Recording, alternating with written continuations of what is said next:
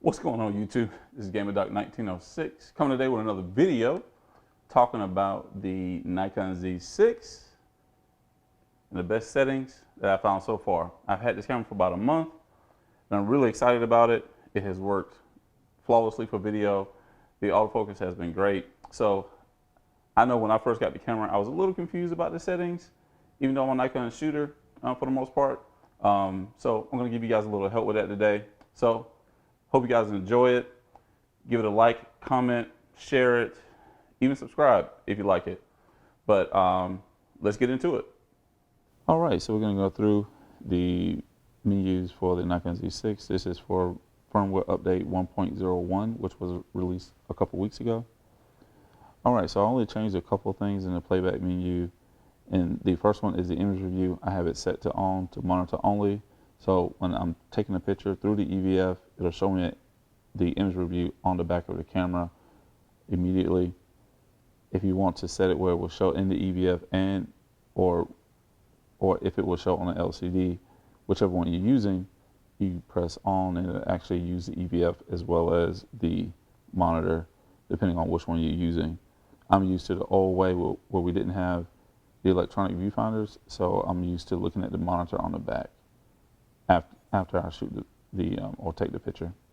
Playback display options. What you have to do if you want to review the image right after you have taken the photo, you go all the way down to the bottom and select none, image only. You have to confirm this by pressing OK. Next, under the photo shooting menu, I have the autofocus area mode set to auto area autofocus. Sometimes I will change it to single point autofocus depending on if I want to get like the eye in focus. It works pretty good, but the face detect works pretty good on the actual Z6. Remember, the face detect is in the actual custom setting menus, whether to turn it on or off. And the new firmware update will allow eye autofocus. So, but in all actuality, this camera is really good. Single point autofocus works great. Auto area autofocus works really good too. Single point autofocus is more reliable than auto area autofocus. So if you want to use that, that's fine. But I tend to use auto area autofocus. But for the most part, we use face detect, which will override all of that and take over in terms of focus if you have that on, which works pretty good. And I'm kind of excited about the eye autofocus that will be coming out for it. The next option that I have that I manipulated or changed would be I have my focus mode set to continuous autofocus, especially since I'm using the autofocus face detect. Single autofocus will not really work that well with the autofocus face detect option turned on. Next, I have vibration reduction on, and everything else is pretty much stock how it came out of the box. Silent photography, I don't shoot in areas where I have to be silent, so I keep that off. Under the movie shooting menu, keep the focus mode to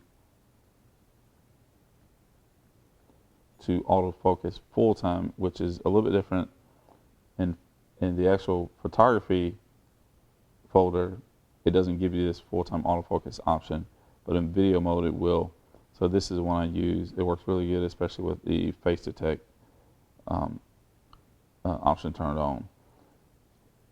In terms of the autofocus area mode, I have mine set to auto area autofocus as I'm a one-man band, and the face detect along with this, it pretty much takes care of everything in terms of focus for me. Vibration reduction and electronic vibration reduction I have set to on. Microphone sensitivity is set to 5, as I tend to use a Video Mic Pro with it. Works great.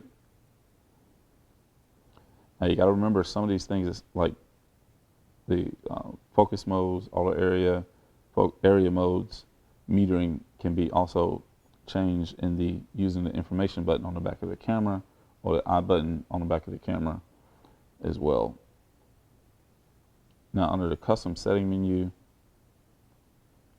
I will pretty much have the autofocus continuous and autofocus single prior to selection set to focus. It tends to do a really good job of doing it automatically for me as I'm doing this by myself.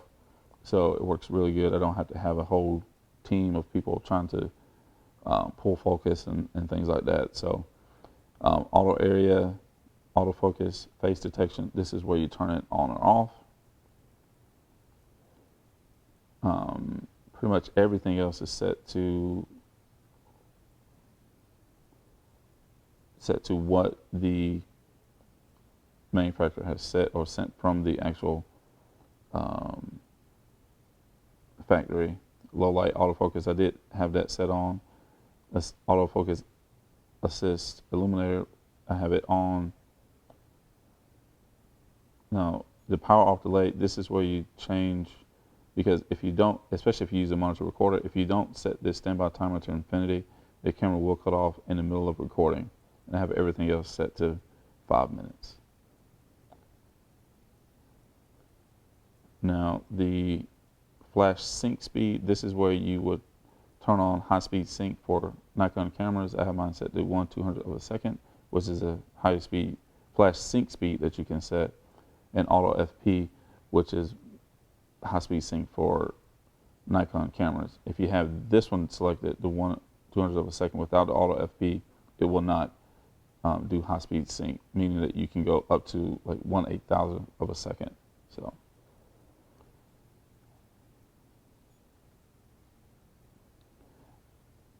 pretty much this is what it came with out of the box. Autofocus speed I set to +3. 0 is the default setting. Autofocus tracking sensitivity, I have it set to 7, which is as high as it can go. Then I go to setup menu. I pretty much have this set to factory defaults. I did turn the beep on, which I'm used to, which lets me know that it's trying to focus, or it has required focus. Under the setup menu, this is where you set up the HDMI, especially if you're using a monitor recorder. I have mine set to 10-bit. Now I have mine recording to a external recorder, the Ninja Atomos 5. If I wanted to use in-log, this is where you would change and turn this on.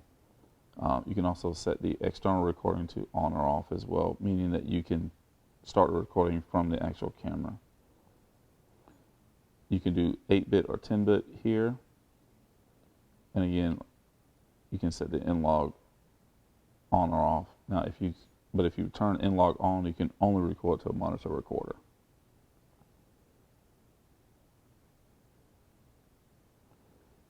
And I don't use the retouch menu. So I use Final Cut Pro or Lightroom for post-production or post-processing, I'm sorry. So essentially that's how I have my camera set up. It works really good. Autofocus works really good for me. So again, if you have any questions, please feel free to leave a comment below. I will go into more detail, or if you want a more detailed video, I will gladly do that for you as well. And my name is GamerDoc1906. Please like, subscribe, comment, let me know. Constructive criticism works great, and I'm out.